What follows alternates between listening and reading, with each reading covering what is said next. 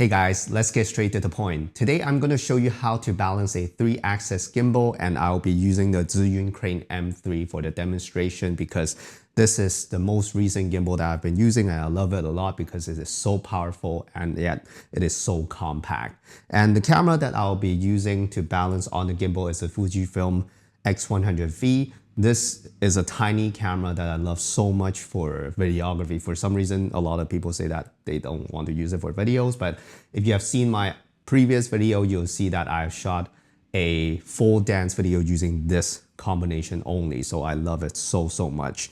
Before you even get started, figure it out how to balance a gimbal, you should actually do something to your camera first by removing any kind of accessories, let's say my camera strap.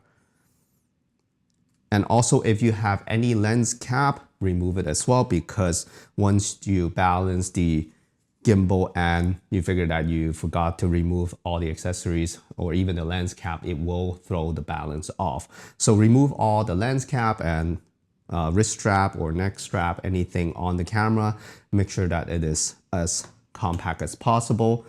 And with the modern gimbals, you will most likely have a base plate that you can mount onto your camera. It might shape differently, depends on the gimbal that you have. But for the Zhiyun Crane M3, it shapes like this. This is the general one, and it has a dedicated plate for certain camera as well that you can order from Zhiyun, but I only have the basic one, but that's okay. So what happened is you want to mount this base plate onto your camera, and I will show you one tip very quickly.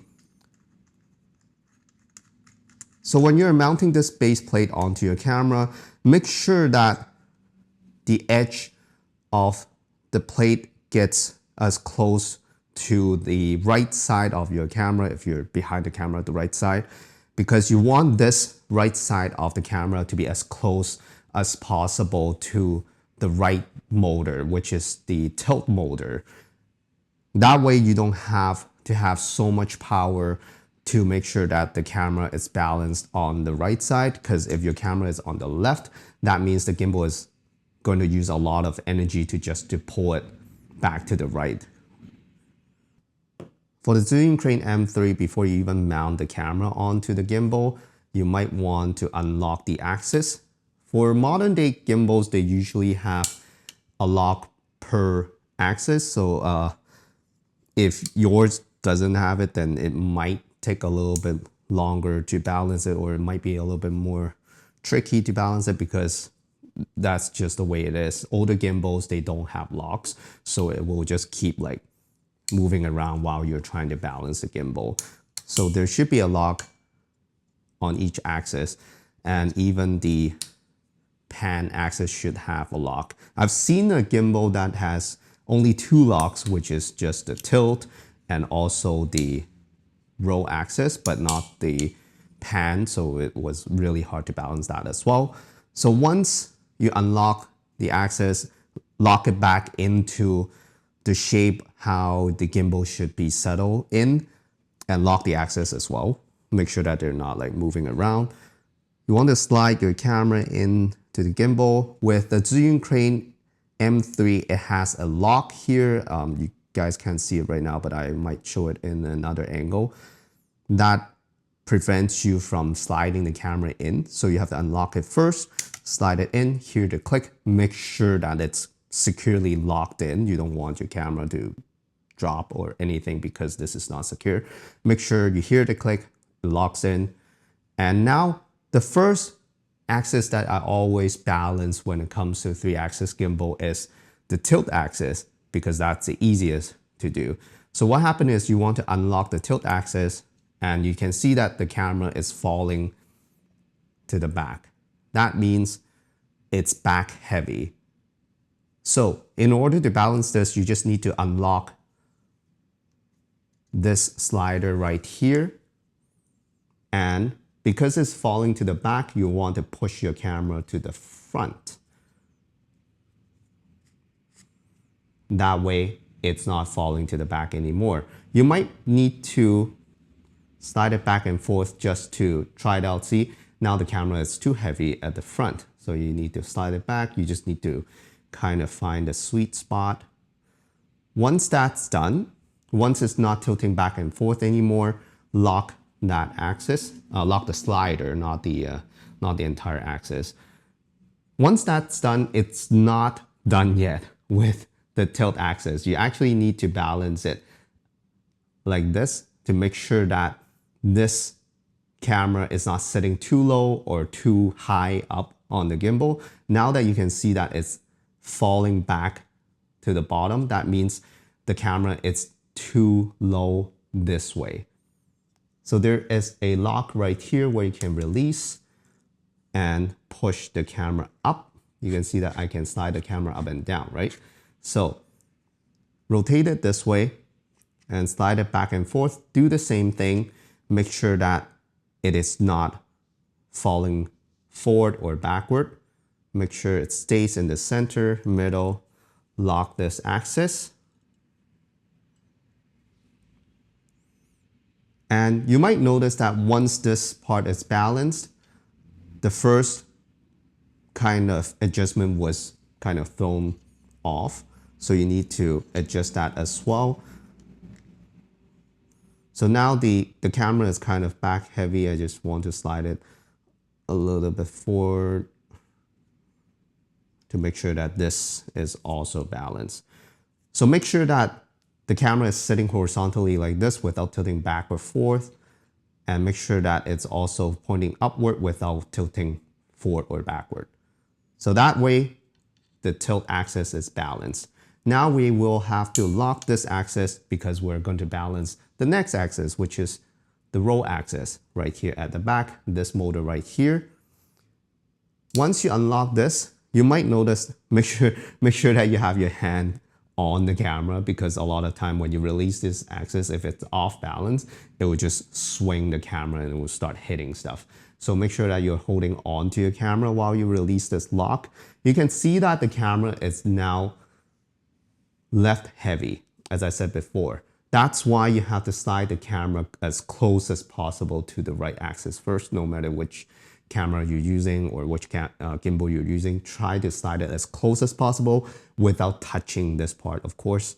So now this is really left heavy. What I have to do is I have to unlock this slider, lock, and slide it to the right until it's balanced. It depends on how wide your camera is. I have a BMP-CC 4K camera. It's super wide and I was having a lot of trouble balancing it on the DJI RS2. I have to add a counterweight on the right hand side. So you might have to add a counterweight, depends on how wide your camera is, but I wouldn't encourage you to use counterweight all the time because it will stress out the motors. So unless you really have to use counterweight, try not to use it. So now this is also balanced. I just need to lock this. And you can see that your camera is balanced when you are tilting it left and right or side to side this way, because it doesn't move.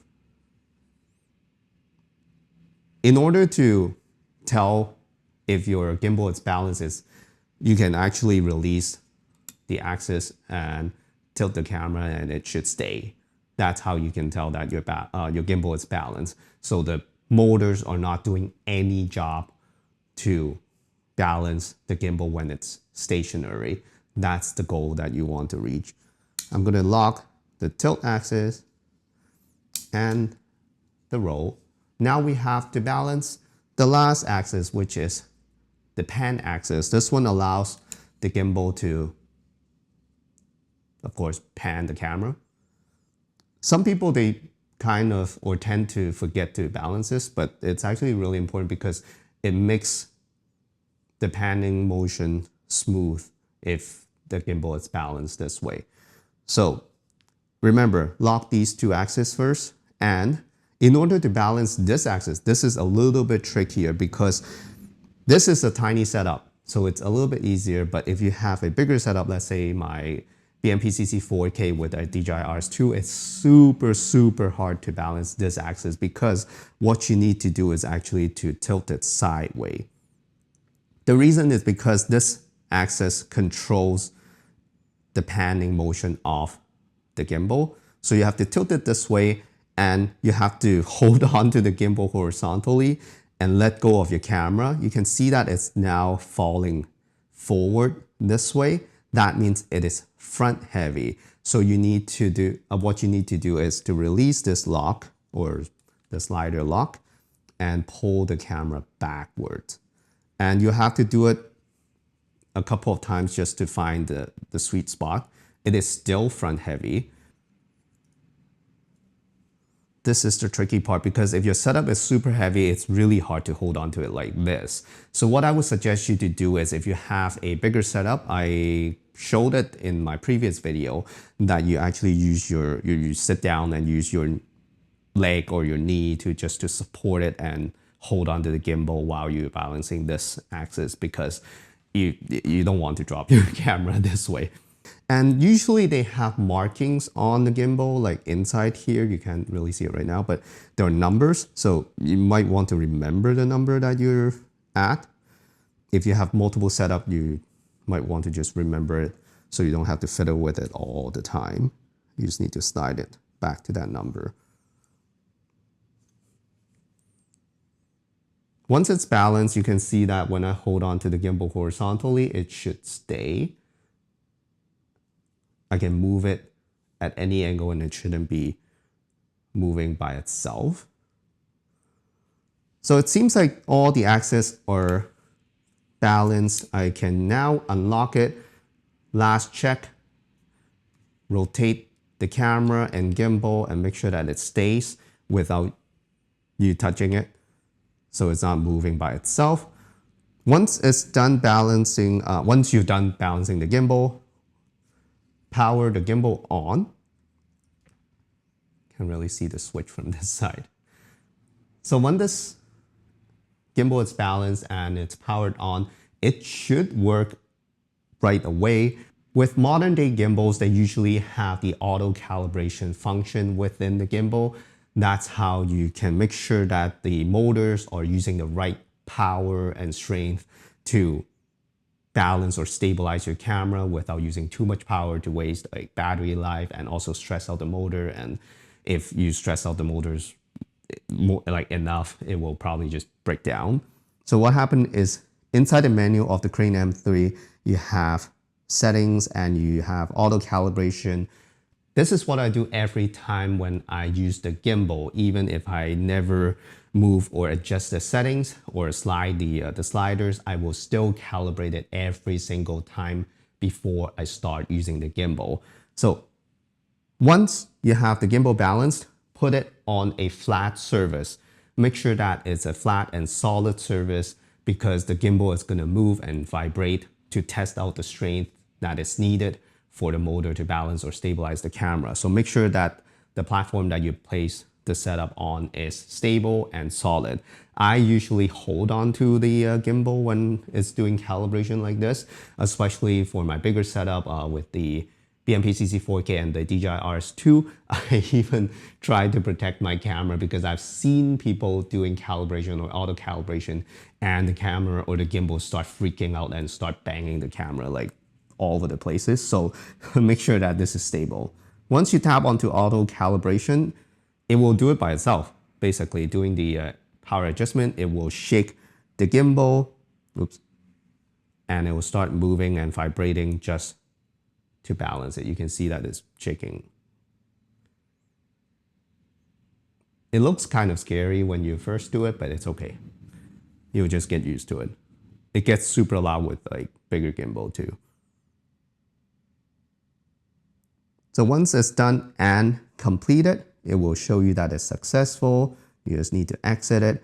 And now your gimbal should be balanced and the motor should be calibrated just to save energy and also without stressing the motors.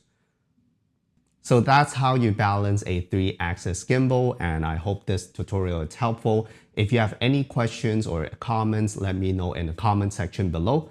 Thank you so much for watching, and I'll see you in the next one.